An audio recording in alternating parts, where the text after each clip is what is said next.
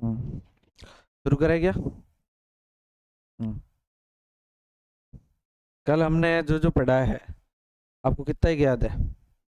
सबसे बताओ, मस्तिष्क के कितने भाग है पहले बताओ। मस्तिष्क कितने भाग? पहला, देख देख के बता रहे हो? फिर दूसरा, और तीसरा। तुम बताओ इसके कितने भाग है? मेनली कितने भाग है?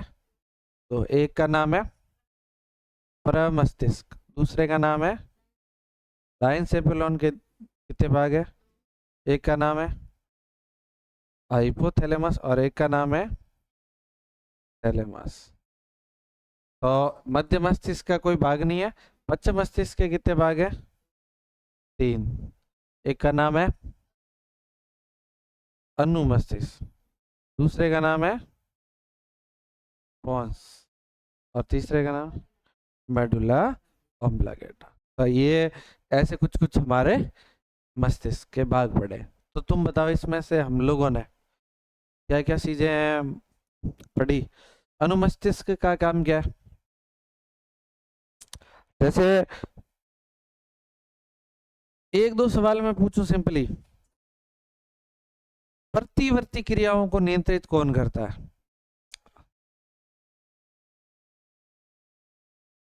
तो बताओ।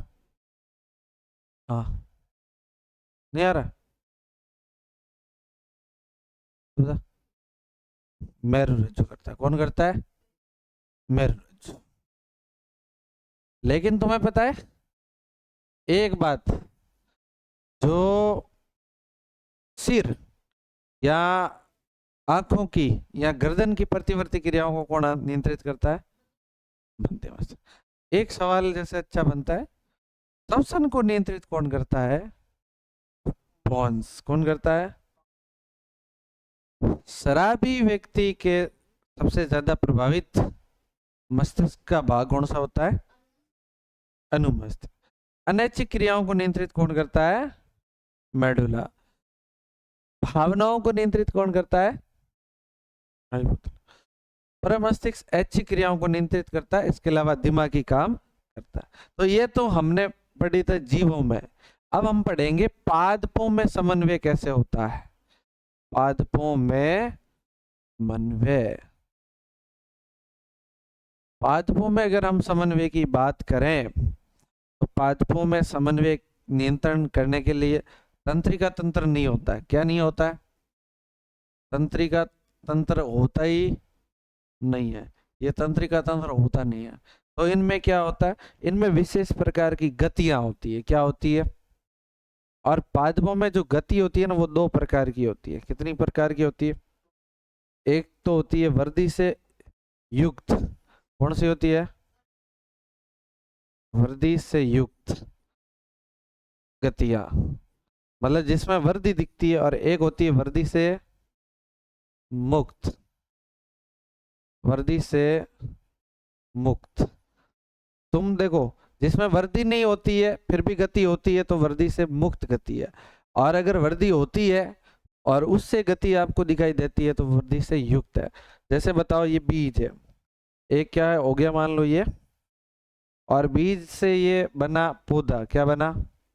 तो बताओ यहाँ से ये गति हुई कि नहीं हुई? लेकिन गति के साथ साथ यहाँ वृद्धि भी हुई है। क्या हुई है? वृद्धि। जैसे तुम हो, तुम यहाँ से चल के घर गए तो गति हुई कि नहीं हुई? लेकिन ये कैसी वृद्धि वाली गति है? इसमें वृद्धि हुई क्या? इसमें वृद्धि नहीं हुई है। वृद्धि से मुक्त गति है। ये कैसी गति है? वृद्धि से मुक्त, जिसमें वृद्धि नहीं होती है। कोई शरीर है जो वो बड़ा हो ही नहीं रहा, तो वैसी गतियां। ठीक है ना? तो इसमें इसमें जैसे आप लोगों को पता हो, जैसे एक सूरजमुखी पौधा होता है, वो गति करता रहता है सूर्य की तरफ। तो बताओ उसमें वृद्धि होती है या सिर्फ वृद्धि, बिना वृद्धि की गति होती है? बिना वृद्धि के होती है ना भाई। ऐसे थोड़ी है कि सूर्य इधर है, इधर से घूमा, इधर गया, तब तक थोड़ा मोटा हो गया। वृद्धि से मुक्त है। या एक पौधा होता है सुई मुई। तो सुई मुई पादप की गति होती है, उसके पत्तियों की जो गतियां होती है। सुई मुई का पौधा कैसा होता है मैं आपको 3D मॉडल दिखाऊंगा। जैसे ये है, इस तरह की पत्तियां हैं, इस तरह की क्या है, आपने वो बलाती की पत्तियां देखी है ना, सेम सेम ऐसी पत्तियां हैं। लेकिन इसको क्या है, यहीं से आपने टच किया, यहीं से क्या किया आपने,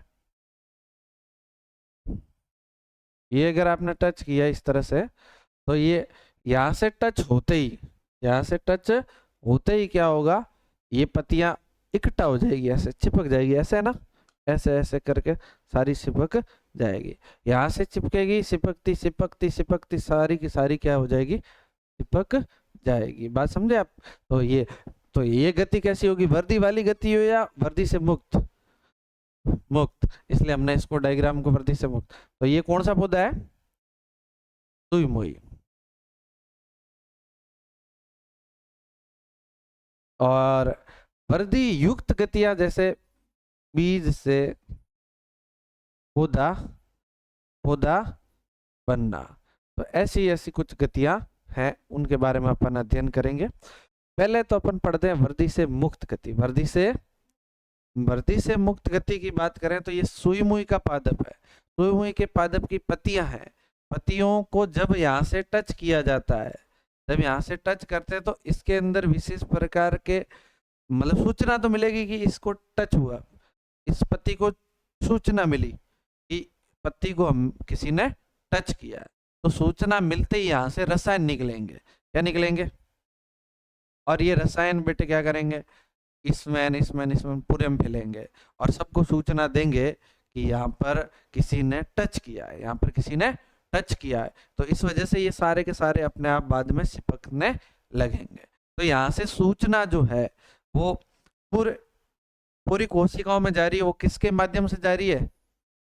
रसायनों के माध्यम से जा रही है। समझे बात को?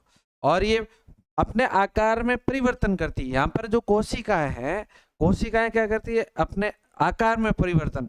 जैसे ये पत्ती है, ये क्या है, एक पत्ती है, और इस पत्ती में ये बहुत सारे कोशिकाएं, बहुत सारी क्या है, और यहाँ वाली कोशिकाएं, ये जो कोशिकाएं ये बड़ी होती है इधर वाली, और इधर वाली होती है छोटी। इधर वाली ये छोटी होगी, अपने आकार को क्या करेगी, छोटा छोटा करेगी। मतलब इनमें कोशिकाओं में रहता है जल, क्या रहता है, तो ये क्या करेगी, इस वाला जल ऊपर वाली कोशिका को देगी। तो ये इसमें जल जो है वो कम हो जाएगा, कम हो जाएगा तो इसका आकार क्या हो जाएगा, छोटा, छोटा हो जाएगा, इसका आकार हो जाएगा बड़ा। तो ये जिस साइड में बड़ा होगा उस साइड से यूं झुक जाएगी। तो इस तरह से ये इसमें परिवर्तन होता है। ठीक है ना? तो इस तरह से ये अपने कोशिकाएं अपने आकार में परिवर्तन करके, अपने आकार में परिवर्तन करने से गति करती है। ठीक है ना? इसी तरह से सूरजमुखी वाली गति भी सेम ही है। जिस तरफ घूमना होता है उस साइड की कोशिका थोड़ी कम छोटी हो जाती है, दूसरी तरफ की कोशिका बड़ी हो जाती है। तो इस तरह से घूमता रहता है। समझे बात को?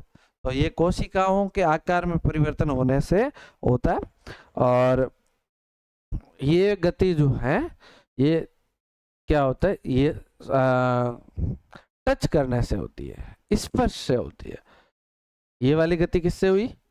स्पर्श। ठीक है ना? तो ये इस तरह की चीजें होती है।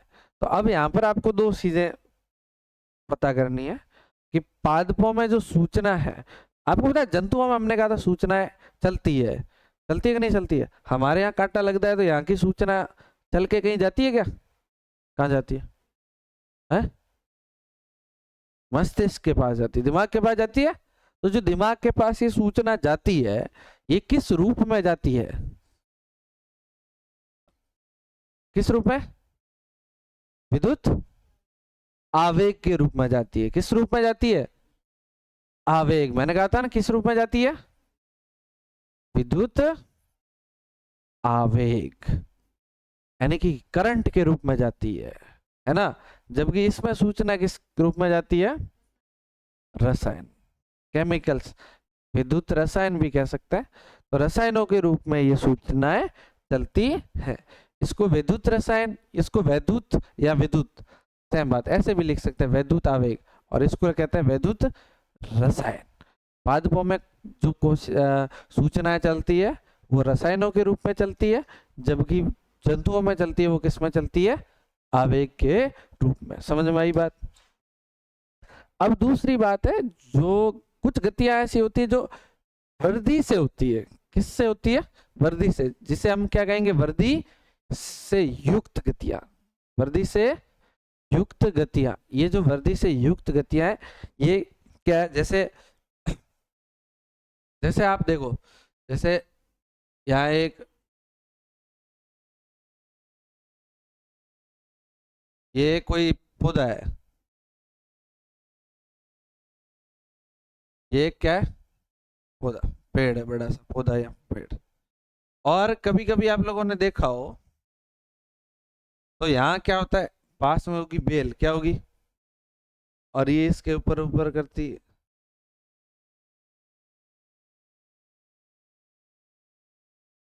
चलती है कि नहीं चलती है? बताओ, ये गति नहीं हुई क्या? सांप की तरह चली कि नहीं चली? गति है, लेकिन ये गति हुई तो सही है, लेकिन ये वर्दी से युक्त है या वर्दी से मुक्त है? हैं? वर्दी हो रही है कि नहीं हो रही है बेल में?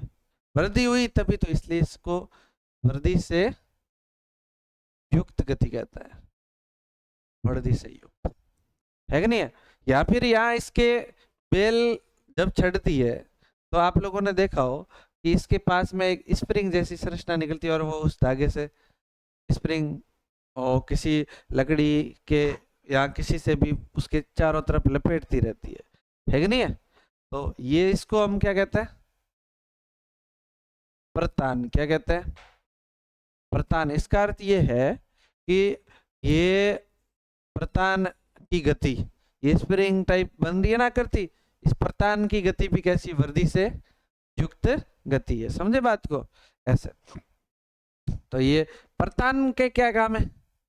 प्रतान कहते किसे? तो बेल के पास एक ऐसी संरचना होती है जो बेल को किसी सारे पर चढ़ने के लिए सहायता करती है, स्प्रिंग नुमा संरचना। और क्या करती है? बेल को किसी के ऊपर चढ़ने में सहायता करती है। अगर ये नहीं हो तो बेल चढ़ नहीं पाए, क्योंकि यही तो क्या करती है? ऐसे ऐसे लपेट जाती है, फिर नीचे नहीं गिर सकते। गिरती क्या? फिर उसको अपन खोल भी नहीं सकते, फिर तो सीधी टूटती है। तो वैसा, तो ये प्रतान कहता है। ये धागे जैसा ही होता है कि नहीं है? धागे जैसा भाग है, स्प्रिंग नुमास। तो ये गतियां हैं। और ये गतियां जो है, ये एक दिशीय गतियां होती है। कैसी होती है? एक दिशीय का अर्थ क्या होता है तुम्हें पता है? एक दिशा में होती है। ये मान लो ऐसे करते करते करते बेल इधर गई, क्या ये ऐसे करते करते वापस आ जाएगी क्या? छोटी हो जाएगी क्या? एक दिशा में उधर गई तो गई, वापस। तुम हो, तुम मान लो ऐसे गए, फिर वापस भी तो आ सकते हो पीछे, नहीं है? तो ये तो जो वर्दी से मुक्त गतियां होती है ना, वो दो दिशीय होती है, जबकि वर्दी से मुक्त गतियां, वर्दी से युक्त गतियां एक दिशीय होती है। कैसी होती है? एक दिशीय। ठीक बात समझ में आई? फिर एक नाम आता है अनुवर्तन। क्या आता है? बहुत प्यारा सा नाम है और बहुत प्यारा सा इसका मतलब है। क्या अर्थ होता है अनुवर्तन का? किसी उद्दीपक के कारण होने वाली दिशीय गति। किसी उद्दीपक के कारण होने वाली दिशीय गति। और ये किस में होती है? पादपों में। तो हम लिखेंगे किसी पादप में, किसी पादप में उद्दीपक के कारण होने वाली एक दिशीय गति क्या कहलाता है? गति को अनुवर्तन कहते हैं। क्या कहते हैं? गति को अनुवर्तन। समझ में आया बात? तो बताओ, जैसे ये बेल ऊपर चढ़ी, तो ये अनुवर्तन हुआ कि नहीं हुआ? बिल्कुल हुआ। किसी के भी कारण हुआ हो, लेकिन अनुवर्तन हुआ। तो ये कह सकते हैं कि कोई किसी बाहर उद्दीपक के कारण। उद्दीपक का अर्थ होता है, क्या होता है उद्दीपक का अर्थ? बाहर से कोई घोचा कर रहा है, वो उद्दीपक है। बाहर से कोई कुछ सहायता करता है, कुछ हेल्प करता है, या कुछ भी करता है बाहर से, बाहरी कारक, वो क्या है? उद्दीपक। उद्दीपक का अर्थ है कि कोई बाहर से कोई प्रभावित करने वाला पदार्थ, बाहर से कोई प्रभावित करने वाली चीज उद्दीपक है। जैसे क्या हो सकता है? प्रकाश हो सकता है। क्या हो सकता है? जैसे जल हो सकता है। क्या हो सकता है? जैसे कोई रसायन हो सकता है। क्या हो सकता है? कोई रसायन। समझे बात को? तो ये क्या कहलाएंगे? उद्दीपक। क्या कहलाएंगे? यूं देखे तब तो हमें पता है आपको अनुवर्तन कितने प्रकार का है, दो। कितने प्रकार का? दो का अर्थ है, एक तो है धनात्मक। कैसा अनुवर्तन? धनात्मक अनुवर्तन। धनात्मक अनुवर्तन का अर्थ है कि जो गति है ना, गति वो उद्दीपक की तरफ, उद्दीपक की तरफ, उद्दीपक की तरफ, समझे आप? जैसे मान लो यहाँ प्रकाश है, यहाँ क्या है? प्रकाश। क्या बोलो, उद्दीपक है कि नहीं है? और मान लो यहाँ से कोई कोई भी गति हो रही है और प्रकाश की तरफ हो रही है, किसकी तरफ हो रही है? तो ये कैसा अनुवर्तन कहलाएगा? तो हम ये कह सकते हैं कि उद्दीपक की तरफ, उद्दीपक की तरफ। और एक होता है ऋणात्मक अनुवर्तन। कैसा होता है? ऋणात्मक अनुवर्तन। ऋणात्मक अनुवर्तन से क्या मतलब है बोलो? उद्दीपक जिस दिशा में है उस दिशा के विपरीत गति हो। जैसे उद्दीपक इस दिशा में है तो ये गति यहां से करनी है, इसकी तरफ नहीं, इसके विपरीत दिशा में हो। समझे बात को? तो उद्दीपक, ये कह सकते हैं उद्दीपक के विपरीत, विपरीत गति, उद्दीपक के विपरीत गति को हम क्या कहेंगे? ऋणात्मक अनुवर्तन। बहुत सिंपल है, कई बार एग्जाम में इससे सवाल बनते हैं, अपन को ध्यान रखना। सबसे पहले अपन बात करते हैं, जैसे इसके प्रकार है, 5 प्रकार हमारे पास।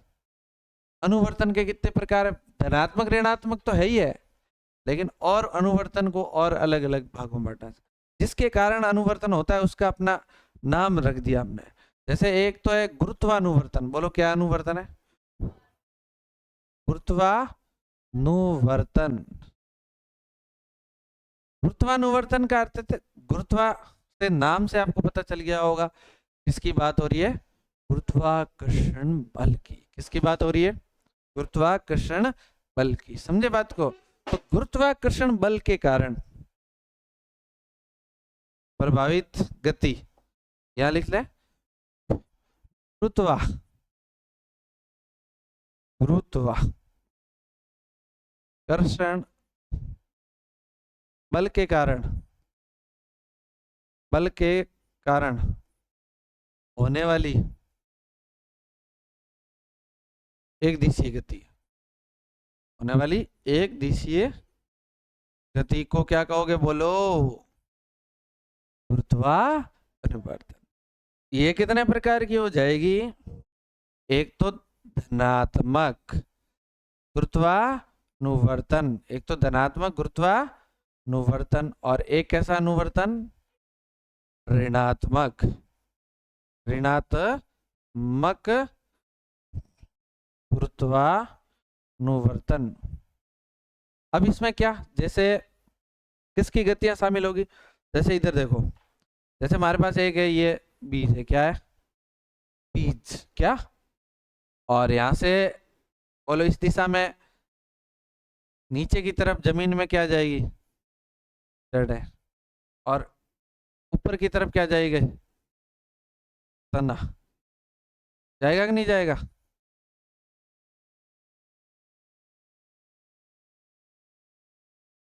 ऐसे जाएगा? अब बताओ, जड़ की गति जो है और ये तना, जड़ की जो गति है वो किस दिशा में? गुरुत्वाकर्षण की तरफ है या गुरुत्वाकर्षण के विपरीत दिशा में? तो बताओ ये कैसा अनुवर्तन होगा? धनात्मक या ऋणात्मक? है ऋणात्मक है। गति, जड़ की गति, गुरुत्वाकर्षण बल, बल किधर लगता है? पृथ्वी के अंदर की तरफ लगता है ना। तो ये पृथ्वी के अंदर की तरफ जड़ नहीं जा रही है, जा रही है, तो कैसा अनुवर्तन हुआ? तो बताओ यहाँ क्या लिखोगे? जड़ की गति, जड़ की, जबकि ये वाली तने की गति है। तो बताओ ये तना, बल तो इधर लग रहा है, जबकि तना तो विपरीत दिशा में जा रहा है, इसलिए ये अनुवर्तन कैसा होगा? तो बताओ तना की गति सही है या नहीं है? बोलो समझ में आई बात? इसी तरह से दूसरा एक और जैसे एग्जाम्पल, जैसे एक होता है जलानुवर्तन। कौन सा अनुवर्तन? तुम्हें पता चल जाएगा जलानुवर्तन की परिभाषा क्या होगी। जल के कारण होने वाली एक दिशीय गति को क्या कहोगे? जलानुवर्तन। और ये कितने प्रकार का? एक कैसा है? ऋणात्मक जलानुवर्तन और एक धनात्मक जलानुवर्तन। तुम्हें बताया जैसे ये पौधा था, बोलो ये क्या था? पौधा। पौधा। अब तुम बताओ तना जल की तरफ गति करता है या जड़ है? जड़। तो बताओ जड़ की गति धनात्मक जलानुवर्तन होगी या ऋणात्मक जलानुवर्तन? है धनात्मक होगी। क्या हो जाएगी? अब जड़ आपको पता है कभी कभी जैसे यहाँ टांका है, एक हमने यहाँ क्या बना रखा है? टांका। और इस जड़ की गति बेटी यहां से होते होते ऐसे आ जाएगी और सीधी टांके के अंदर। इधर कोई पौधा होगा तो इसकी भी जड़ होगी, ये भी इसके अंदर। तो ये जल की तरफ गति कर रही है कि नहीं कर रही है? इसलिए जड़ की गति जो होगी वो कैसी होगी? धनात्मक। कैसी होगी? धनात्मक। तो ये यहाँ क्या लिखा? जड़ की। जबकि तना जो है, तना जल के विपरीत दिशा में जाता है। जिस साइड में जल होता है उस साइड में थोड़ी जाता है, विपरीत दिशा में जाता है। इसलिए वो कैसा है? ऋणात्मक जलानुवर्तन। कैसा है? तने की गति। किसकी गति? तने की गति। समझ में आई ना बात? बोलो क्लियर? नेक्स्ट एक और अपन देखते हैं जैसे रसायनानुवर्तन। क्या बात करते हैं? रसायनानुवर्तन। रसायनानुवर्तन का अर्थ क्या है?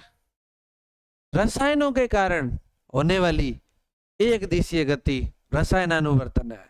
किसके कारण? बोलो रसायनों के कारण। जबकि ये है कितने प्रकार की? एक तो कौन सी? ऋणात्मक रसायनानुवर्तन। बोलो दूसरी कौन सी है? धनात्मक रसायना। ठीक है। अब इसके जैसे कौन कौन क्या क्या, जैसे मान लो कोई हानिकारक पदार्थ है, कोई कैसा पदार्थ है? हानिकारक पदार्थ है, और तो उससे अगर जड़ है या कोई भी भाग है, जड़ है और ये यहाँ हानिकारक पदार्थ पड़ा है, यहाँ क्या पड़ा है? हानिकारक रसायन पड़े हैं। कैसे रसायन? तो बताओ, तुम बताओ, ये हानिकारक रसायनों की तरफ जाएगी क्या? तो ये हानिकारक रसायनों से कैसे जाएगी? दूर। तो जड़ों का हानिकारक रसायनों से दूर जाना, जड़ों का हानिकारक रसायनों से दूर जाना, बोलो कैसा अनुवर्तन होगा? कैसा? धनात्मक या ऋणात्मक? अरे दूर जा रही है ना। जड़ों का हानिकारक रसायनों से दूर हटना, है कि नहीं है? अगर आपको जड़ को पता चले कि यहाँ पर कोई रसायन है और हानिकारक है, तो हानिकारक रसायनों से जड़ का, तने का, किसी का भी दूर हटना कैसा कहलाएगा? ऋणात्मक रसायनानुवर्तन। धनात्मक में क्या आता है? धनात्मक में जैसे जैसे जड़ है, तुम्हें पता है ये सल्फर है, ये फास्फोरस है, ये नाइट्रोजन है, ये रसायन नहीं होता होता है ना? और इनको लेना पड़ता है ना हमारे पौधे के लिए। तो बताओ ये जड़ इन तत्वों की तरफ जाएगी कि नहीं जाएगी? तो बताओ ये गति क्या कहलाएगी? धनात्मक। तो जड़ों का पोषक तत्वों की और गति, पोषक तत्वों की और क्या गति, ये क्या कहलाएगी? कैसी कहलाएगी?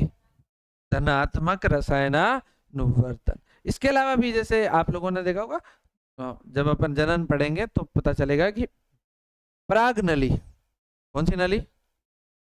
पराग नली, वो बीजांड की तरफ जाती है। पराग नली इसका पराग नली की बीजांड की ओर गति, बीजांड की ओर गति किसके कारण होती है? रसायनानुवर्तन के कारण। कौन से रसायनानुवर्तन? धनात्मक। ऐसे होता है जैसे इस तरह की एक वर्तिका अग्र होता है और ये वर्तिका होती है, क्या होती है? और यहाँ पर होता है बीच में बीजांड, क्या होता है? बीजांड।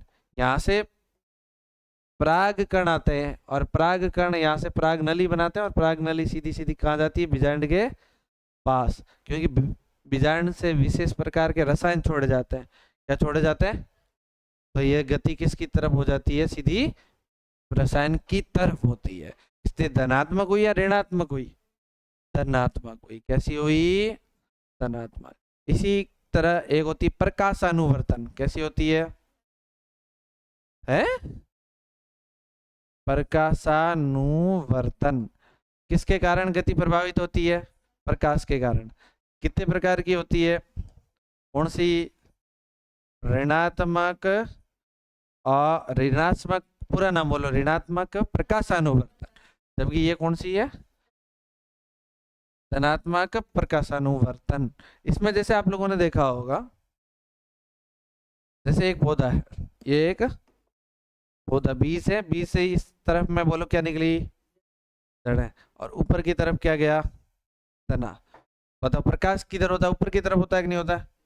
तो बोलो तना, तना, तना की गति कैसी होगी बोलो? धनात्मक या ऋणात्मक? है? बोल क्यों नहीं रहे फिर? तो तने की गति की, तो ये,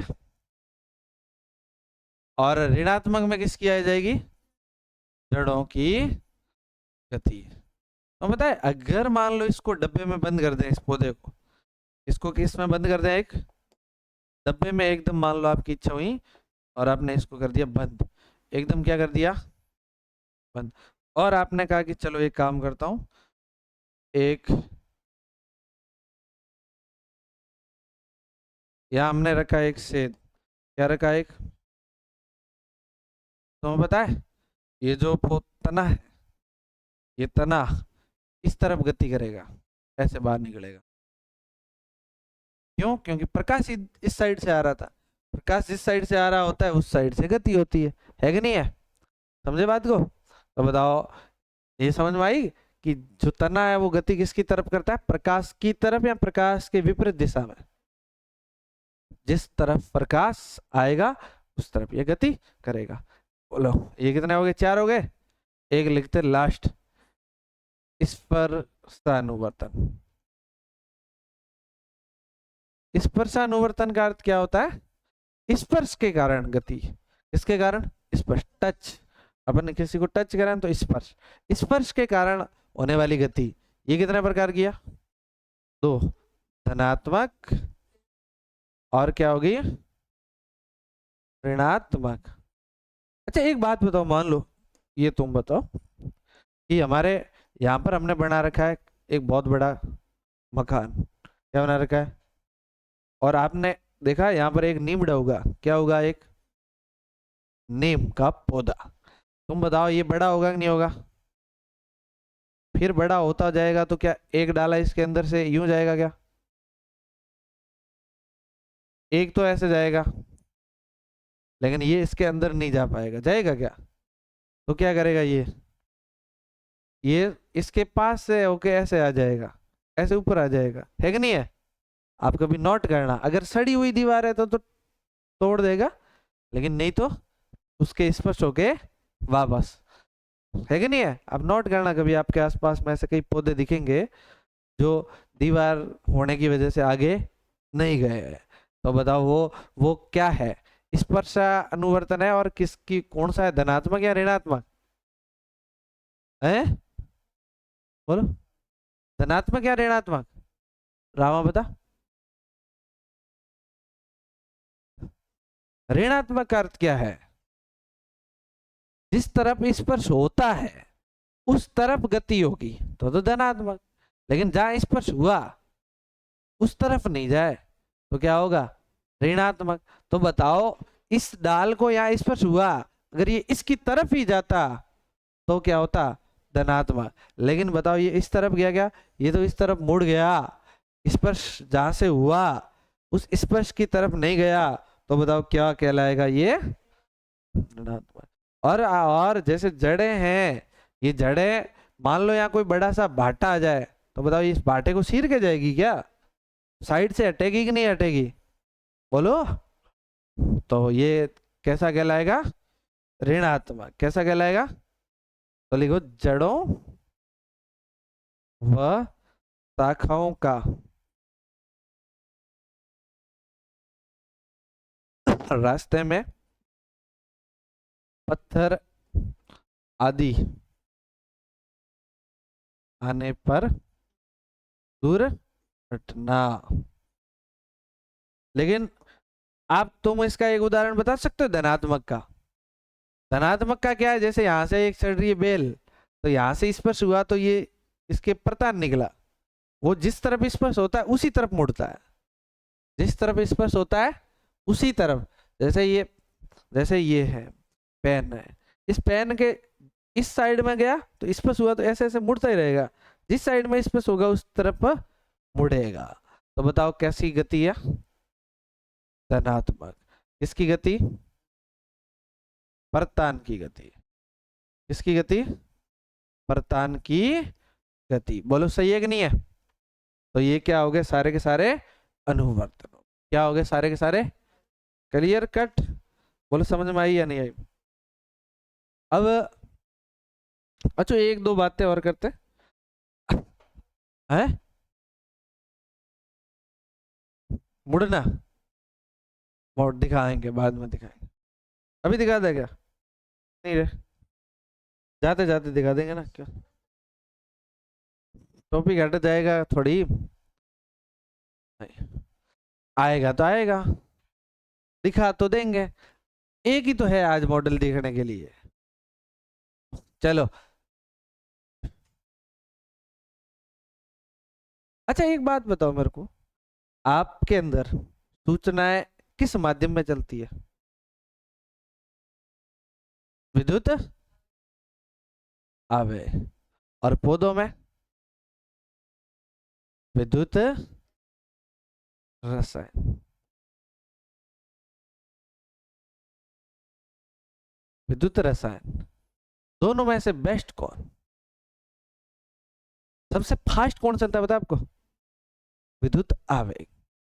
जितना फास्ट करंट चलता है ना, आपको पता है यहां से गुड़ा मालानी से लाइट ऑन करते ही हमारे यहाँ लाइट, मतलब मिली सेकेंडों में हमारे पास लाइट आती है कि नहीं आती है। ऐसा नहीं है कि टाइम लगेगा, धीरे धीरे आएगी, ऐसा नहीं। जोधपुर से ऑन करे सीधी 1 सेकंड ही टाइम नहीं लगेगा, सीधी हमारे पास लाइट है कि नहीं है। तो ये इस तरह का, लेकिन इसकी कुछ कमियां है, इसकी क्या कुछ कमियां क्या क्या है। पहली बात तो ये किन में चलता है विद्युत आवेग, तंत्रिका कोशिकाओं में ही चलता है, दूसरी कोशिकाओं में नहीं चल सकता। तो मान लो कहीं पर तंत्रिका कोशिका नहीं होगी तो वहां की सूचना कहीं और नहीं जा पाएगी। जैसे मान लो ये तुम्हारा हाथ है, ये तुम्हारा क्या हाथ है, और तुम्हारे हाथ की यहाँ से जो तंत्रिकाएं जाती है किसके पास, दिमाग के पास, ये यहाँ से टूट जाए तो बताओ आपकी अंगुलियां ऐसे ऐसे हो पाएगी, यहाँ से आपकी अंगुलियों को कोई काटेगा तो बताओ ये सूचनाएं कहाँ जाके खत्म हो जाएगी, दिमाग को पता चलेगा क्या। जब दिमाग को पता ही नहीं चलेगा तो बस मामला खत्म, सही है ना। तो इस वजह से जहां मतलब इनका कनेक्शन नहीं होता है विद्युत आवेग के लिए, उन्हीं कोशिकाओं से जाना करंट सूचना आएगी जहां से क्या तंत्रिका जुड़ी हो, क्या जुड़ी हो। अगर तंत्रिका कोशिकाएं नहीं जुड़ी है तो वहां से सूचनाएं नहीं आएगी, समझे। इसके अलावा जैसे ये आपको पता है कि एक ध्रुमिका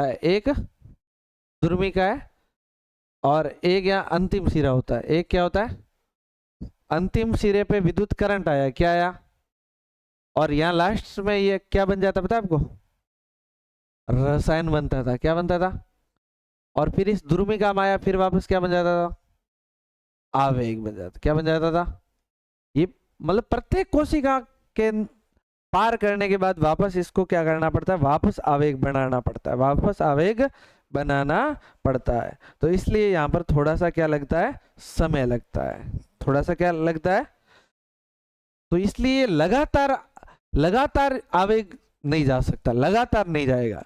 यहाँ एक कोशिका को पार करने के लिए वापस रसायन बनना, फिर वापस आवेग बनाना, फिर वापस, इसलिए आवेग हर बार आवेग जनित करना पड़ता है, हर बार आवेग बनाना पड़ता है, नया आवेग बनता है कि नहीं है। ऐसा नहीं है कि ये मस्तिष्क से सूचना सीधी सीधी पैर पे पहुंची ना, जितनी भी इसमें कोशिकाएं होगी वहां हर जगह वापस आवेग बनाना पड़ेगा। इसलिए आवेग जो है वो सतत नहीं चलता। क्या नहीं चलता, सतत मतलब लगातार, सतत का अर्थ क्या होता है, लगातार नहीं चलता। तो ये है, तो इस वजह से कुछ समस्याएं होती है। इसके अलावा पादपों में समन्वय करने के लिए हार्मोन होते हैं। क्या होते हैं, जिसे हम कहते हैं पादप हार्मोन। कौन से हार्मोन है, पादप हार्मोन। नींद तो नहीं आ रही है, आ रही है तो फिर सो जाओ, नहीं आ रही अभी तो, आज तो 1 घंटा भी नहीं हुआ है, आधा घंटा हुआ है अभी तो बताओ। हार्मोन है, ये विशेष प्रकार के रासायनिक पदार्थ होते हैं। हार्मोन क्या होता है, विशेष प्रकार के रासायनिक पदार्थ होते हैं, विशेष प्रकार के रासायनिक पदार्थ होते हैं, विशेष प्रकार के रासायनिक पदार्थ होते हैं जो वृद्धि आदि को नियंत्रित कर, वृद्धि को नियंत्रित कर लेते हैं, या फिर विभिन्न प्रकार की क्रियाएं हो रही है उनको नियंत्रित करते हैं। वृद्धि या वृद्धि और अनुक्रियाओं को क्या करते हैं, नियंत्रित करते हैं।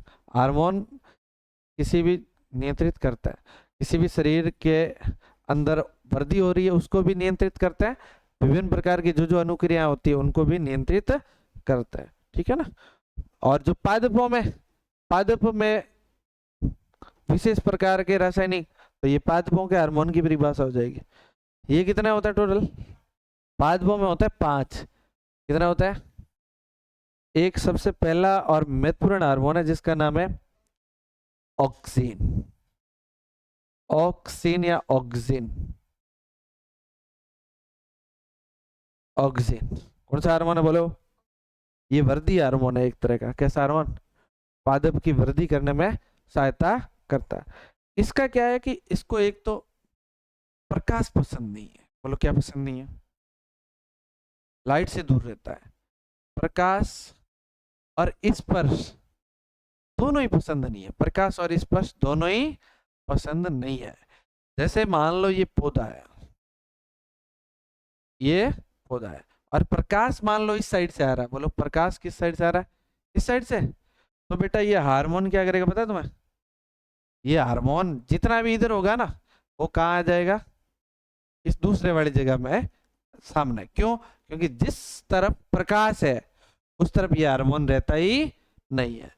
या फिर ये कहें कि यहां से अगर आपने कोई टच किया, यहां से आपने क्या किया, टच, तो भी ये हार्मोन किस तरफ चला जाएगा, जिस साइड में कोई टच नहीं होता है उस तरफ में चला जाएगा। समझे बात को, कि ये जो ऑक्सीन हार्मोन है ये एक तो जहां स्पर्श होता है वहां नहीं रहता है, और दूसरा कहां नहीं रहता है, जहां प्रकाश आता है।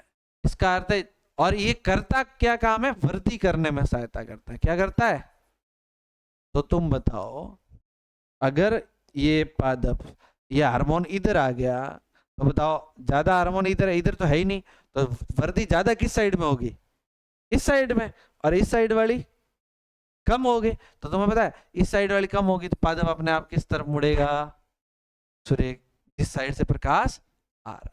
या जैसे स्पर्श वाला है, स्पर्श में भी ऐसा ही है, परतान ये गोल गोल क्यों घूमता है, क्योंकि ज्यादा हार्मोन ऑक्सीजन किस तरफ होता है, जहां स्पर्श नहीं होता है, इसलिए वहां वृद्धि ज्यादा होती है। आप लोगों ने देखा होगा ना, जैसे परेड होती है, परेड में 3 लाइनें होती है ना, ये लेकिन ऐसे मुड़ना होता है ना तो ये फास्ट चल के यूं मुड़ते हैं, और ये बिल्कुल धीरे चलते हैं तब ये मुड़ते हैं, और ये एकदम थोड़े बीसों बीस चलता है। तो ये सेम इसमें भी होता है, क्योंकि इस साइड में, जहाँ इस साइड में मान लो स्पर्श हो रहा है तो सारा ऑक्सीजन हार्मोन दूसरी दिशा में, इसलिए यहाँ वाली गति तो धीरे हुई, धीरे हुई तो ऐसे गए, और ये वाली गति फास्ट हुई, ये वाली गति फास्ट हुई।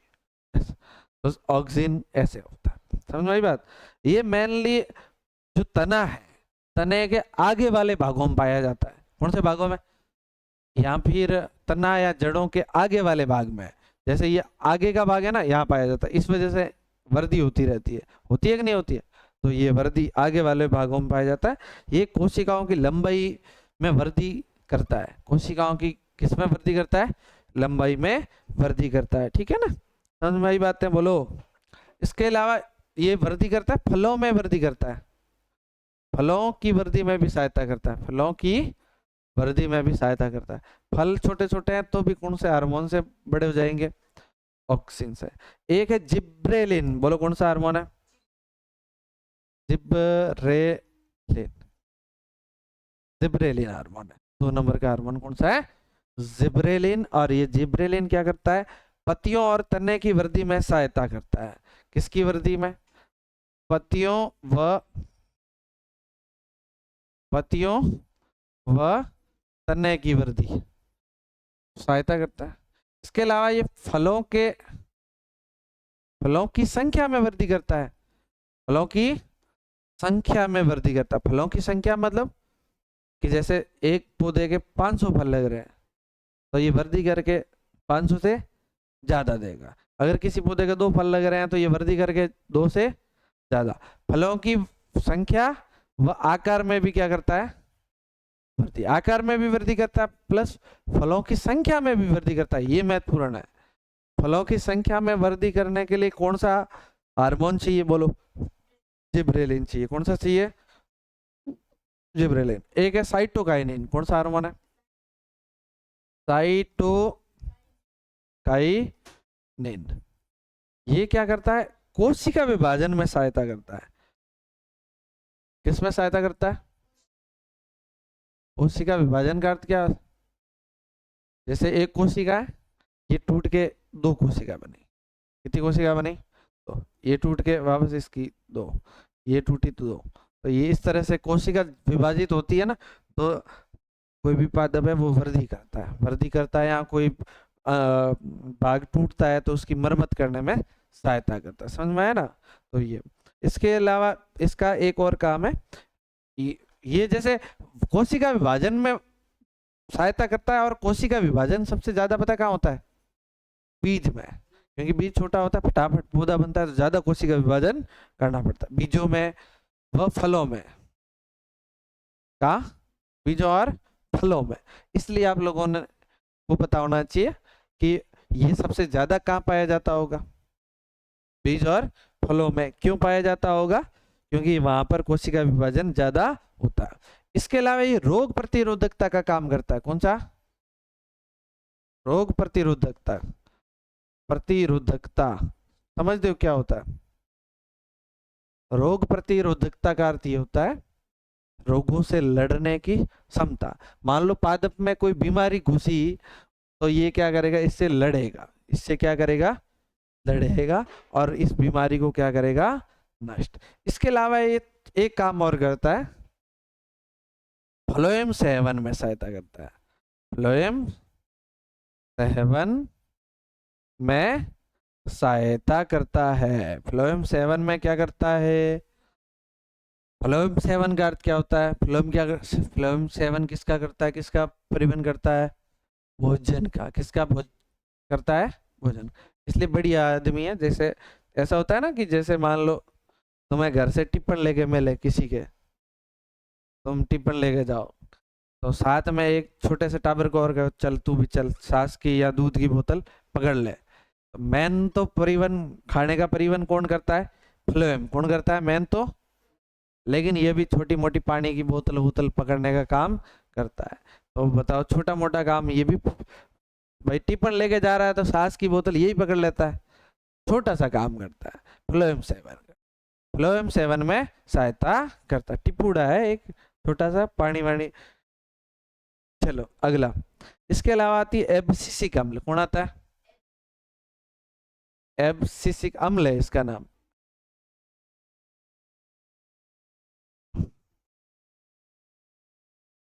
एब्सिसिक अम्ल, नाम सही है क्या?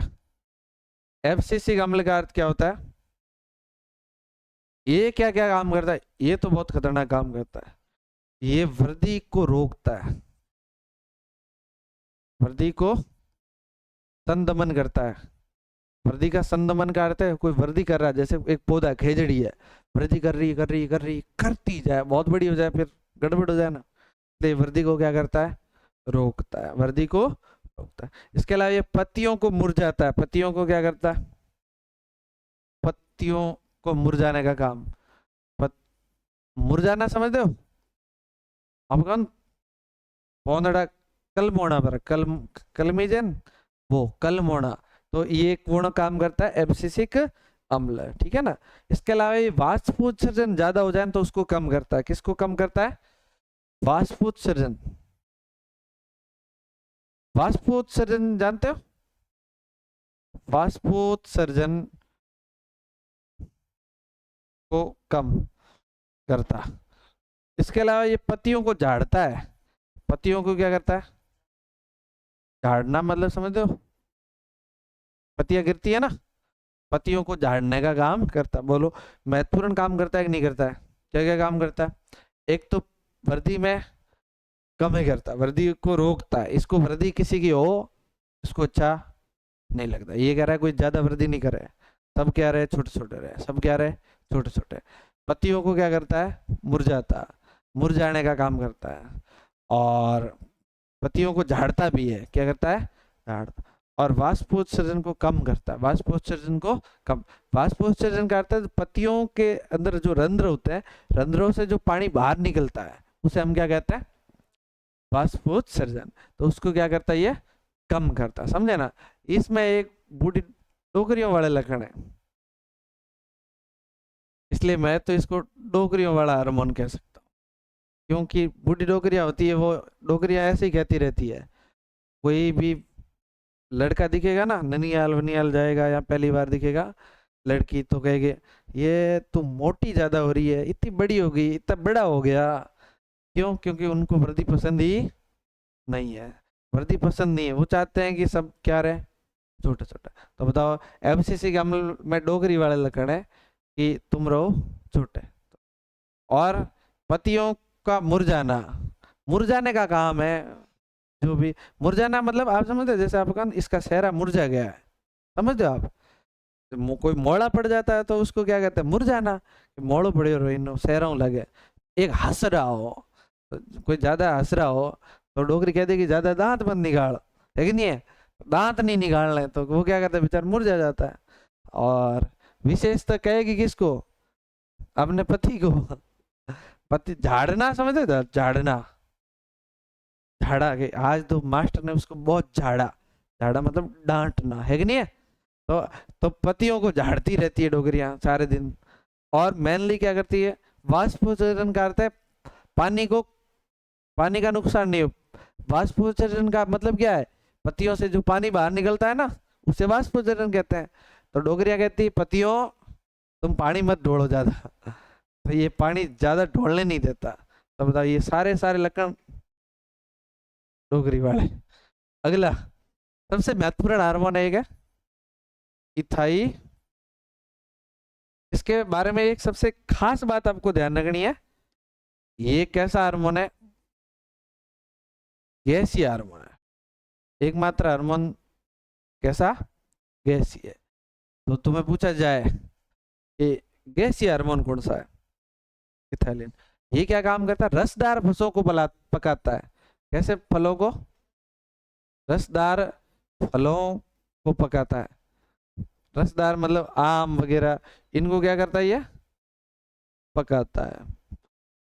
अगर कोई पके हुए नहीं है, कच्चे ले आए तो क्या डाल दो उसमें? इथाइलिन। इथाइलिन डालोगे तो अपने आप क्या हो जाएंगे? पकने लगेंगे। इसके अलावा ये अनुप्रस्थ भाग की वृद्धि को प्रोत्साहित करता है और अनुदैर्ध्य भाग की वृद्धि को रोकता है। ठीक है ना, अनुप्रस्थ भाग की वृद्धि को बढ़ाता है, अनुप्रस्थ भाग की वृद्धि बढ़ाता है और अनुदैर्ध्य वृद्धि को नियंत्रित करता है, यानी कि कम करता है ना, ऐसे। इसलिए आप लोगों ने देखा होगा एक बात, जैसे कभी अगर आप कोई आम या केला वगैरह की पेटी लाओ ना, तो उसमें क्या होता है, वो हार्मोन की पुड़िया डाल के रखते हैं, क्योंकि कच्चे कच्चे आते हैं और वो पूरा इस तरह से पुड़िया डाल के रखते हैं, है ना। फिर आधे लोगों को तो पता ही नहीं होता है कि ये क्या काम किया। हमारे एक बार वो घर लेके आया था गौतम, वो तो कह रहा है ये पुड़िया जो है ना, ये तो सूरण है, सूरण इस आम पे लगा के खाना है क्या, जबकि वो तो सूरण थोड़ी होता है। अनपढ़ होते हैं तो पता नहीं चलता ना कि क्या है, पढ़ा लिखा नहीं हो तो उसको अंग्रेजी में नाम लिखा रहा तो समझ में थोड़ी आए, उसे लगा ये तो क्या होता है, मार्केट में मंडी में से लाते हैं ना, तो क्या दे देते हैं साथ में, पुड़िया देते हैं सूरण वूरण की, जबकि ऐसा नहीं होता। समझ में आया ना। तो ये क्या होते हैं, हार्मोन होते हैं, ताकि क्या है, पच जाए, समझे। तो बोलो कितने हार्मोन हो गए, 5। एक बार रिपीट कर लो, कौन सा पहला कौन सा है, ऑक्सीजन का काम क्या, मेनली वृद्धि का काम क्या बोलो, और क्या करता है, फलों की भी वृद्धि। कहाँ कहाँ नहीं रहता, ये प्रकाश और स्पर्श के पास नहीं रहता, इसलिए ये मुड़ने मुड़ने का काम इसकी वजह से। दूसरा हार्मोन कौन सा है, जिब्रेलिन। जिब्रेलिन का काम क्या बोलो, पत्तियों और तने की वृद्धि में सहायता करता है और फलों की संख्या को बढ़ाता है, फलों की संख्या को बढ़ाता है और आकार भी बढ़ाता है। कौन सा हार्मोन था, जिब्रेलिन। कौन सा था, अब कौन सा है, कोशिका विभाजन को क्या करता है, प्रेरित करता है, कोशिका विभाजन करने में सहायता करता है। इसलिए कोशिका सबसे ज्यादा कोशिका का विभाजन कहाँ होता है, बीजों में और फलों में, इसलिए वहां पर ये ज्यादा पाया जाता है। इसके अलावा इसमें क्या पाई जाती है, रोग प्रतिरोधक क्षमता। इसके अलावा ये क्या काम करता है, फ्लोएम 7 में सहायता। इसके अलावा ये डोगरी का क्या काम है, वृद्धि का संदमन और पत्तियों को मुरझाना, पत्तियों को झाड़ना, पानी को कम ढोलना, किसका काम है, एब्सिसिक अम्ल का, डोगरी का नहीं। इथाइलिन हार्मोन, कौन सा हार्मोन, इथाइलिन। कैसा हार्मोन होता है, गैसीय, रसदार फलों को पकाता है, अनुप्रस्थ भाग की वृद्धि को बढ़ाता है और अनुदैर्ध्य वृद्धि को कम करता है, ये है। इसके बाद आते हैं जंतु हार्मोन, और जंतु हार्मोन भी बहुत कम है। एक बात बताऊं आपको, हम पार्ट कौन सा पढ़ रहे हैं पता है आपको, अरे नाम क्या बताओ, नियंत्रण व समन्वय। जंतुओं में नियंत्रण और समन्वय कहां कहां से होता है पता है आपको, 2 तंत्र है। कितने तंत्र है, एक तो बिल्कुल कौन सा है, तंत्रिका, इसको हमने पढ़ लिया, और एक है अंतःस्रावी तंत्र। इसमें क्या शामिल है, अंतःस्रावी ग्रंथियां। ग्रंथियां तुम्हें पता है कितने प्रकार की होती है, तो कितने प्रकार की, एक तो होती है अंत, और एक होती है, कौन सी होती है, अरे बहिस्रावी, बोलो बहिस्रावी। ये अंतःस्रावी ग्रंथियां होती है ना, ये अपना स्राव सीधे कहाँ छोड़ती है, खून में। कहाँ छोड़ती है, और इनका स्राव होता है वो क्या कहलाता है, जबकि इनका स्राव कहाँ, खून में नहीं छोड़ा जाता, और क्या कहलाता है, ये क्या कहलाता है, एंजाइम, है ना। पाचक एंजाइम होते थे ना, वो कहाँ से स्रावित होते हैं, बहिस्रावी ग्रंथियों से, जबकि अंतःस्रावी ग्रंथियों से क्या स्रावित होते हैं, हार्मोन। क्या स्रावित होते हैं, हार्मोन। ये हमारे शरीर में वृद्धि का काम करते हैं, विकास का काम करते हैं, वृद्धि का, विकास का, इसके अलावा नियंत्रण का, समन्वय का काम करते हैं। इसलिए हम कह सकते हैं कि हमारे पास नियंत्रण और समन्वय का दूसरा तरीका कौन सा है? अंतःस्रावी तंत्र। और पहला कौन सा है? तंत्रिका तंत्र। सही है कि नहीं है? तंत्रिका तंत्र को हमने पढ़ा, अब हम कौन सा तंत्र पढ़ेंगे? अंतःस्रावी तंत्र। सही है? बोलो पहला। देखो हार्मोन पढ़ने वाला है इसमें, कौन सा हार्मोन है? एक तो है एड्रीनलिन, एड्रीनलिन हार्मोन, और ये जिस ग्रंथि से स्रावित होता है उस ग्रंथि का नाम है एड्रीनल। बोलो कौन सी ग्रंथि है रे? एड्रीनल। नाम क्या है हार्मोन का? नाम क्या है? एड्रीनलिन। Adrenaline hormone. और ग्रंथि जिससे स्रावित होता है उस ग्रंथि का नाम क्या है? एड्रीनल ग्रंथि। एड्रीनल। ये हार्मोन सीधा सीधा कहाँ छोड़ा जाता है? खून के अंदर, सीधा सीधा खून के अंदर जाता है। और वैसे इसका काम क्या है? 3 काम महत्वपूर्ण करता है। कितने काम करता है? इसलिए इसे 3F हार्मोन कहते हैं। बोलो कौन सा हार्मोन कहते हैं? 3F। इसको बंद करो, देखा ये भी बेटा जानबूझ के आता तो बच जाता। 3F hormone. 3F का अर्थ है 3F। 3F है ना? 3F। एक तो फ्राइट, एक है फाइट। फ्राइट, फाइट और फ्लाई। फ्राइट यानी डर, फाइट यानी लड़ाई, और फ्लाई यानी उड़ना। लेकिन उड़ना नहीं है, आप भाग जाना। कैसा?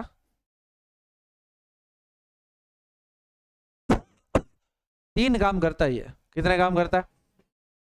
क्या? 3F। 3F मतलब पहला F राइट यानी डर। आपके अंदर जो डर उत्पन्न होता है ना एकदम से, कौन से हार्मोन के कारण होता है? एड्रीनलिन हार्मोन के। एड्रीनलिन के कारण आपके अंदर डर उत्पन्न होता है और आपके अंदर लड़ाई करने का जो विचार आता है, लड़ने के लिए आप तैयार होते हो। कौन से हार्मोन के कारण? एड्रीनलिन हार्मोन के। या फिर एड्रीनलिन के कारण आपके अंदर भागने की क्षमता पैदा होती है। ये तीनों ही काम कौन करता है? Adrenaline hormone. जैसे सपोज दैट अभी आप जैसे जा रहे हो, यहाँ से रवाना हुए और जाते जाते बीच में पीछे कुत्ता पड़ जाए। कुत्ता पड़े तो बताओ, कुत्ता सामने आए तो पहले क्या उत्पन्न होगा? डर। फिर आपको क्या लगेगा? थैला इसके सीधा मुंह पे फेंक दो। फेंक दिया तो बताओ क्या हुई? लड़ाई। फिर थैला फेंकने के बाद भागना पड़ेगा ना, तब तब भाग जाना। ये तीनों ही काम हो गए ना, ये किसके कारण हो गए? एड्रीनलिन के कारण, है ना। पहले तो लगेगा डर, डर के बाद शरीर के अंदर इस तरह की चीजें होगी कि लड़ाई हो। क्या हो? लड़ाई। लड़ने के लिए, परिस्थितियों को झेलने के लिए तैयार। उसके बाद फिर नहीं झेली जाए तो फिर भाग जाना है। सही है ना? इसीलिए ऐसा भी होता है ना, सिंपली जैसे आप लोगों को प्रार्थना में आगे बुलाया जाता है कि चलो प्रतिज्ञा बोलो, प्रतिज्ञा या श्लोक वलोक बोलने का, तो सबसे पहले लगता है डर, पैर वैर दूजते हैं, कंपन करता है। पर डर लगने के बाद बोलो क्या होती है?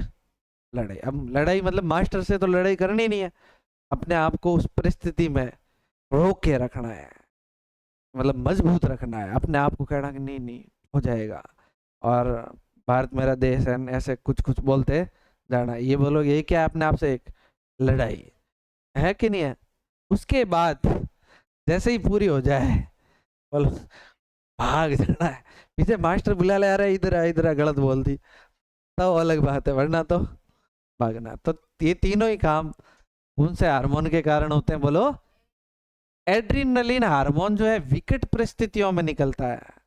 विकट परिस्थिति में। विकट परिस्थिति का अर्थ है कि खतरनाक परिस्थिति है, कोई खराब परिस्थिति है आपकी, ऐसी परिस्थिति में ये निकलेगा, इसलिए इसे करो या मरो का हार्मोन कहते हैं। करो या बस कुत्ता पड़ा तो दो ही चीजें हैं, या तो फिर भागो लड़ो भागो, या फिर उसके साथ कुत्ता खा जाए, ऐसी स्थिति करो या मरो वाला हार्मोन, समझे ना। तो ये क्या है, विकट परिस्थितियों में जंतु को निपटने के लिए तैयार करती है।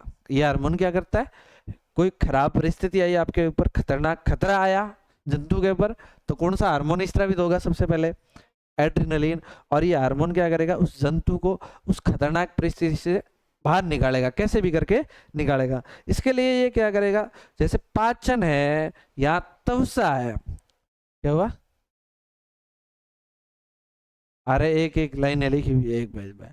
पाचन है या तवसा के अंदर जो खून जाता है वहां की सप्लाई को रोकेगा, कि पाचन वाचन छोड़ो, अब पाचन वाचन नहीं करना। पाचन से छोड़ के खून को ज्यादा हृदय में भेजा जाएगा, हृदय की कोशिकाओं को ज्यादा खून दिया जाएगा। जैसे हृदय जल्दी जल्दी धड़केगा तो खून ज्यादा पंप होगा, ज्यादा पंप होगा तो ऑक्सीजन ज्यादा आएगी, ज्यादा ऑक्सीजन आएगी सांस भी ज्यादा लेंगे, फेफड़ों में खून ज्यादा जाएगा, फेफड़े ज्यादा काम करेंगे, फिर खून को ज्यादा भेजा जाएगा पेशियों में। कहाँ भेजा जाएगा, पेशियों में, मतलब हमारे हाथ भी जल्दी जल्दी काम कर सकते हैं, हमारे पैर भी दौड़ना है तो जल्दी हम दौड़ सकते हैं। अगर हमें ऐसे ही दौड़ाया जाए कि चलो आपकी दौड़ लगाते हैं, तो तुम्हारी 10 की स्पीड है, तो बेटी वहां सीधी स्पीड कितनी हो जाएगी, 20 की, क्योंकि हार्मोन फिर पेशियों में ही ज्यादा खून जाएगा, समझे बात को। तो इस तरह का काम होता है इसमें। तो इसका मेन काम है कि विकट परिस्थितियां हैं उससे क्या करना है, निपटना है। विकट परिस्थितियों में निपटने का कार्य जो है वो जिस हार्मोन के द्वारा होता है, वो कौन सा हार्मोन है, एड्रीनलिन हार्मोन। कौन सी ग्रंथि से स्रावित होता है, एड्रीनल। दूसरा हार्मोन है थायरोक्सिन। थायरोक्सिन हार्मोन जो है वो जिस ग्रंथि से स्रावित होता है उस ग्रंथि का नाम है हार्मोन। जिस ग्रंथि से स्रावित होता है उसका नाम है थायराइड ग्रंथि। कौन सी है, थायराइड ग्रंथि,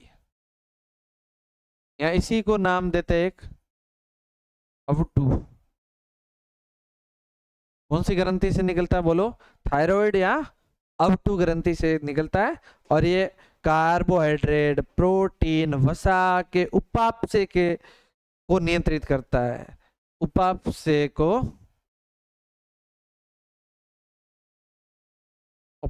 किसका, कार्बोहाइड्रेट, प्रोटीन और वसा, तीनों के उपापचय को कंट्रोल करता है, इनका पाचन वासन को नियंत्रित करता है, जिससे क्या हो, वृद्धि हो जो संतुलित रूप से हो।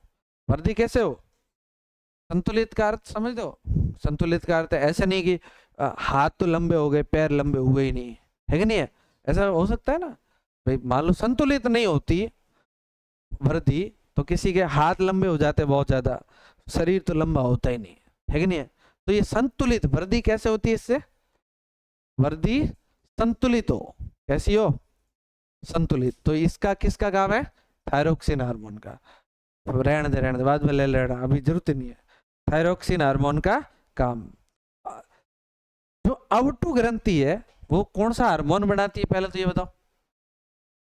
थायरोक्सिन हार्मोन बनाती है। कौन सा हार्मोन बनाती है, लेकिन ये अवटू ग्रंथि क्या कहती है कि मैं हार्मोन तभी बनाऊंगी जब मुझे मिलेगा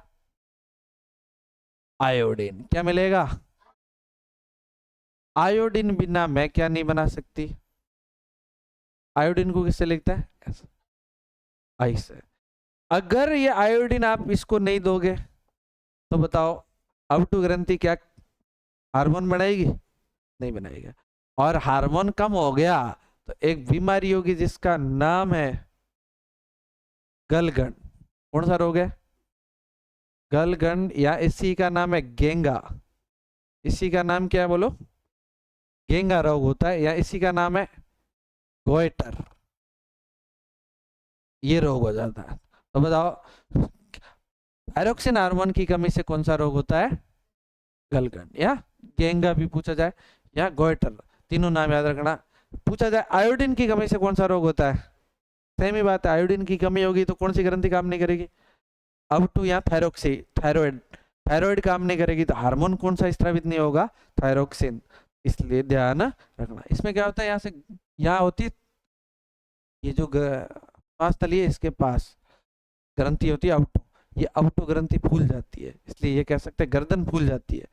क्या हो जाती है, गर्दन फूल जाती है। ये ज्यादातर पहाड़ी क्षेत्रों में होता है, हमारे यहाँ नहीं होता है, इसलिए हमारे किसी के यहाँ गर्दन फूली हुई नहीं दिखेगी, भले हम दिखती है किनके, होता ये वाली थायराइड, अच्छा मतलब हमारे यहाँ कम होता है, पहाड़ी क्षेत्र में ज्यादा होता है हमारे यहाँ। तो फिर भी ये आयोडीन कहाँ से लाते हैं हम, कहाँ खाते हैं, ये नमक में मिलता है, किस में मिलता है, इसलिए आप लोगों ने देखा होगा नमक पे लिखा रहता है आयोडीन युक्त नमक। बताओ ये सूत्र क्या है, जो नमक है वो समकता है ना, आयोडीन के कारण ही समकता है, इसलिए हम उच्च क्वालिटी का नमक लेते हैं तो उसमें थोड़ा ज्यादा बढ़िया क्वालिटी का आयोडीन मिल जाता है, समझ ना।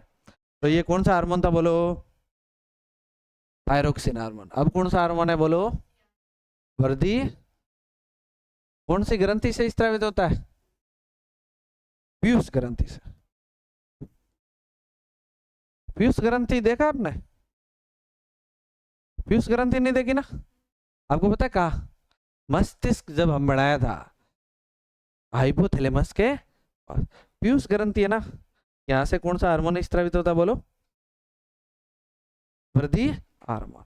वृद्धि हार्मोन क्या करता है, ये हमारे शरीर का विकास और वृद्धि को कंट्रोल करता है, हमारे शरीर के विकास और वृद्धि। आप जैसे बड़े बड़े हो रहे हो ना, ये किसकी वजह से, वृद्धि हार्मोन की वजह से। अगर ये तो इसका अर्थ है ये क्या करता है, शरीर की वृद्धि व विकास। लेकिन आपको पता है ये अगर हार्मोन स्रावित नहीं होगा तो एक बीमारी हो सकती है जिसका नाम होगा बोनापन, छोटा रह जाएगा बाप बराबर। तो वृद्धि हार्मोन की कमी से कौन सा होता है, बोनापन, ठीक है ना। अच्छा जैसे आपको एक बात पता है, ये जो ग्रंथि है, इस ग्रंथि के द्वारा सभी ग्रंथियों पे कंट्रोल किया जाता है, इस ग्रंथि के द्वारा आपके शरीर की जितनी भी ग्रंथियां हैं उस पे क्या किया जाता है, कंट्रोल, इसलिए इसे मास्टर ग्रंथि कहते हैं, इसलिए इसे क्या कहते हैं, मास्टर।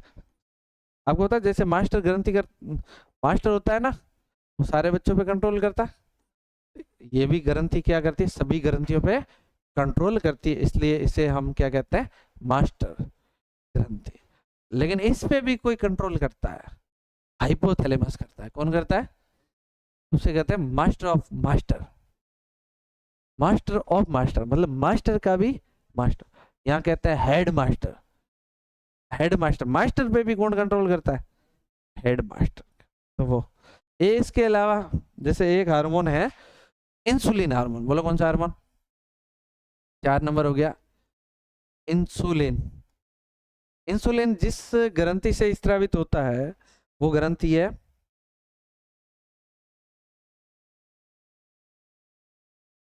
कौन सी ग्रंथि है, अग्नाशय। आप लोगों को पता है क्या, अग्नाशय जब हम पाचन पढ़ रहे थे तब भी पढ़ा था, तब भी पढ़ा। इसका अर्थ है अग्नाशय हार्मोन भी स्रावित करता है और एंजाइम भी स्रावित करता है, दोनों काम करता है, दोनों काम करता है। तो बताइए अंतःस्रावी ग्रंथि या बहिस्रावी ग्रंथि, दोनों, इसलिए इसे दोनों में शामिल किया जाता है, उभयनिष्ठ ग्रंथि होती है, दोनों काम करता है, मिश्रित ग्रंथि कह सकते हैं, दोनों स्रावित होता है, ठीक है ना। ये क्या करता है, शुगर को कंट्रोल करता है, रक्त में शर्करा को नियंत्रित करता है, आपके खून में जो शर्करा है उसको नियंत्रित करता है। अगर इंसुलिन की कमी होगी तो शर्करा कंट्रोल नहीं होगी और खून में क्या बढ़ जाएगी, शर्करा की मात्रा।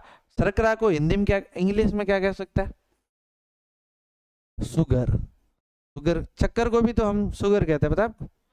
तो शुगर को कंट्रोल करता है, और अगर शुगर इंसुलिन हार्मोन बना नहीं, कम बना, तो शुगर क्या हो जाएगी, ज्यादा, शुगर क्या हो जाएगी जैसे एक बीमारी होगी जिसका नाम होगा वागा क्या, शुगर ज्यादा होगी तो कौन सी बीमारी होगी, तू बता।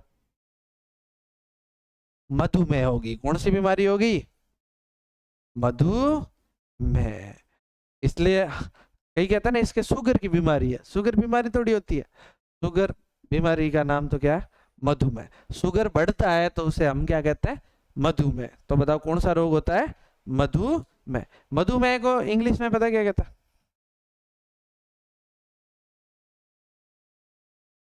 डायबिटीज। डायबिटीज है क्या है, मधुमेह के इंजेक्शन लगते हैं, क्या लगता है, इंजेक्शन। मान लो किसी के, मान लो इंसुलिन बनता नहीं है तो इंसुलिन का लगा लो टीका, एक इंजेक्शन आता है, इंजेक्शन लगा सकते हो। या फिर क्या लगा सकते हैं, इंसुलिन की टेबलेट ले सकते हैं। तो इससे क्या होगा, अपने आप इंसुलिन जाएगा और अंदर जाएगा और शुगर को कंट्रोल करेगा। ये मना, ये इंसुलिन हार्मोन है ना, एकदम परिशुद्ध स्त्रावित होना चाहिए। कैसे स्त्रावित होना चाहिए, परिशुद्ध का अर्थ जानते हो, एकदम जितना चाहिए उतना, न तो कम न ज्यादा। ज्यादा हो जाएगा तो शुगर कम बढ़ जाएगी, सही है ना। ज्यादा हो जाएगा तो शुगर क्या बढ़ जाएगी, और कम हो जाएगा तो शुगर क्या हो जाएगी,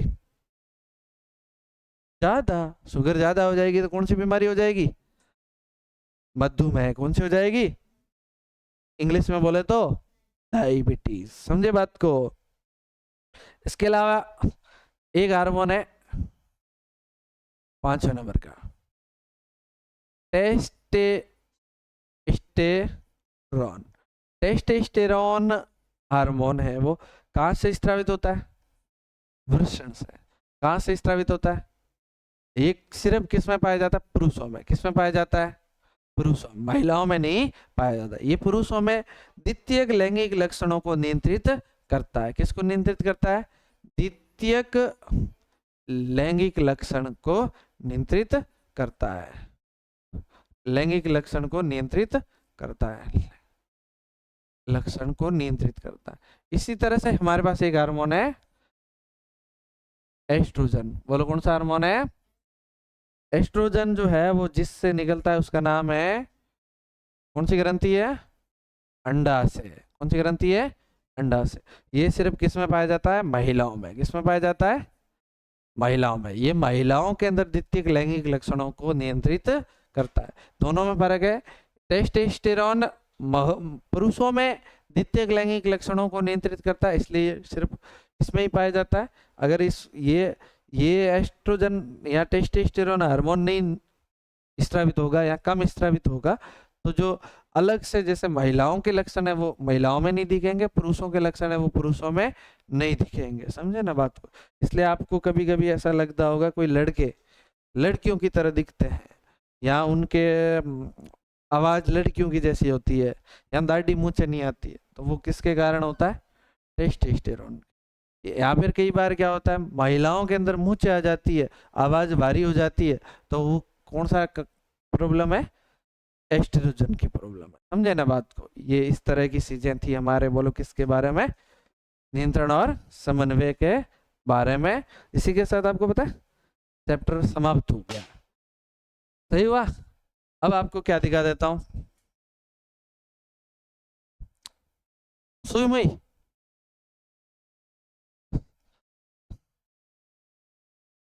है 22 22 पेज सौंदा। बोलो क्या लिखना है, सुई मुई।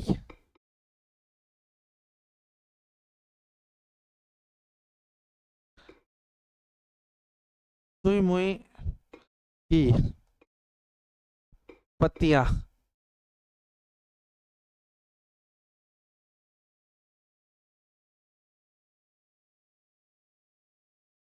पत्तियों की सब्जी।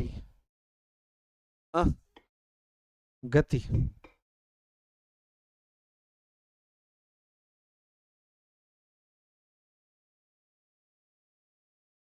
सुई मुई की पत्तियों की गति। ये यूट्यूब पे जाएगा मुझे ऐसा लग रहा है।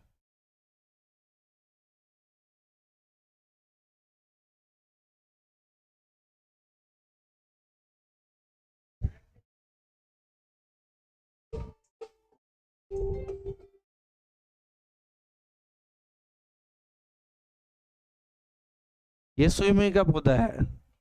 इस तरह का छोटा सा पौधा होता है, अपने घर में भी ला सकते हैं। पर ये है,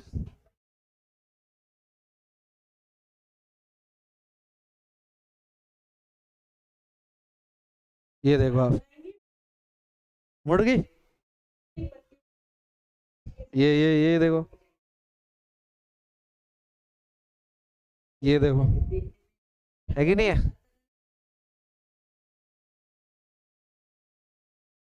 ये देखो, तो बताओ ये क्या है? सुई मुई का पादप है। इसको जैसे जैसे ये हाथ लगाया जा रहा है, ये ऐसे करके मुड़ गई। बोलो मुड़ी कि नहीं मुड़ी? तो ये सुई मुई का पौधा। ये तुम्हारे यहाँ घर में होता ना तो तुम रोज जाके टच करते रहते, है कि नहीं है?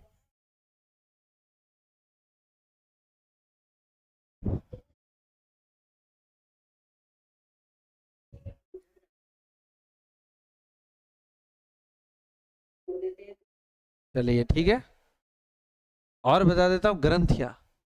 क्या बता दूं?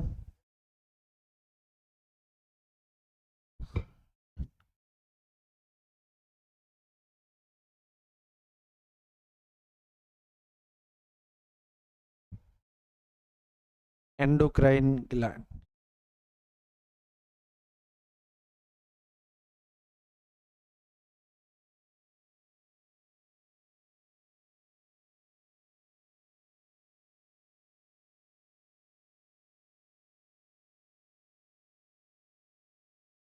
कैसे दिखेगा कि ये? बताओ, दिख रहा है क्या आपको?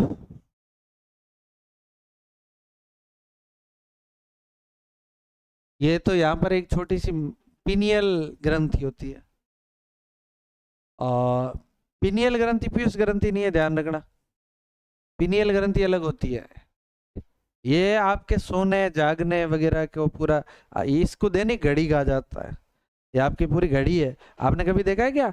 जैसे ही आपका टाइम होता है उस हिसाब से आप जाग जाते हो, सोने का टाइम होता है तब नींद आने लगती है कि नहीं है? वो कंट्रोल करती है। ये पिट्यूटरी ग्लैंड नाम लिखा है ना, ये पिट्यूटरी पीयूष है। पिट्यूटरी पीयूष है। और ये जैसे यहाँ पर ये थायराइड ग्रंथि है, ये वाली यहाँ पर कौन सी है? ये पैराथायरॉयड अलग होती है। ऐसे तो बहुत सारी ग्रंथियां हमारे अंदर, सारी हमने 10th लेवल पे नहीं पढ़ी है। ये कौन सी ग्रंथि है? थायराइड। यहाँ पर होती है थायराइड ग्रंथि। समझ में आई ना बात? बोलो कौन सी ग्रंथि होती है यहाँ? थायराइड। कौन सी है? तो हम जो जो ग्रंथियां हमारे कोर्स में उनको तो हम पढ़ी। तो बताओ, यहाँ पर ये कौन सी ग्रंथि है? ये वाली पीयूष ग्रंथि है। ये कौन सी ग्रंथि है? पीयूष। यहाँ गर्दन के पास होती है, वो कौन सी ग्रंथि है? थायराइड ग्रंथि है। थायराइड ग्रंथि है। इसके बताओ, ये जो एड्रीनल ग्रंथि है, ये कौन सी ग्रंथि है? एड्रीनल ग्रंथि है। ये मतलब जो अग्नाशय के पास है, ये वाला क्या है? ये अग्नाशय। पेंक्रियाज लिखा हुआ है ना, ये क्या है? अग्नाशय। ये अग्नाशय हो गया, ठीक है ना? ये जो यहाँ पर महिलाओं में पाई जाती है, ये कौन सी ग्रंथि है? ओवेरी यानी अंडाशय। ये दोनों अंडाशय कितने होते हैं? तो बताओ, ये दो ग्रंथियां क्या है? अंडाशय। और ये यहाँ पर पुरुषों में पाए जाते हैं दो वृषण। क्या है ये? वृषण। बताओ, इतना ही तो थे, इसके अलावा भी हमने कुछ पढ़ा क्या? अब एक बार बता दो मेरे को, हार्मोन बता दो कौन कहाँ से स्रावित होता है, बता दोगे? पक्की बात? बताओ, अग्नाशय से कौन सा हार्मोन है? इंसुलिन। Very good. वर्षण से कौन सा हार्मोन? टेस्टे, बोलो कौन सा? टेस्टे स्टेरॉन। और अंडाशय से बोलो कौन सा हार्मोन? एस्ट्रोजन। पीयूष ग्रंथि से वृद्धि हार्मोन, कौन सा हार्मोन है? और थायराइड ग्रंथि से इधर लिख लेते हैं थाय थायरोक्सिन। बताओ और कौन रहा? बस सारे हो गए कि नहीं हो गए? बताओ ये ग्रंथि है, ये जगह पता रह जाएगी क्या नहीं रह जाएगी आपको? कहाँ पर होता है ऐसा? एक बार मैंने देखा एग्जाम में फोटो, बुक में है क्या ये फोटो? और बुक में फोटो है और ये पूछा गया आपको दो ऐसा डायग्राम दे दे और डायग्राम में देके यूं लिख दे, ये एक तो ऐसे लिख ले, ऐसे करके डिब्बा, और यहाँ लिख दे 1 नंबर, और यहाँ करके लिख दे 2 नंबर, तो तुम बता दोगे 1 और 2 नंबर के नाम क्या है? एड्री, हाँ इसका नाम नहीं लिखा एड्रिनल से, एड्रिनलिन हार्मोन, ठीक है। इसी थायराइड ग्रंथि है ना ये, थायराइड, थायराइड के ऊपर ही पता है आपको क्या है? थायराइड के ऊपर ही है पैराथायराइड ग्रंथि, ये दाने के समान होती है। कैसी? दाने के समान। और ये मस्तिष्क के अंदर एक तो पिट्यूटरी ग्लैंड है, एक पिनियल ग्लैंड है, ठीक है ना। तो ये सब चीजें होगी। और बताओ क्या कुछ डाउट हो तो इसमें, है ना? Clear and cut? ओके चलिए, तो इसी के साथ ही हमारा चैप्टर कंप्लीट, 2 वीडियो में हमने निपटा दिया। वेरी गुड, बंद कर देते हैं।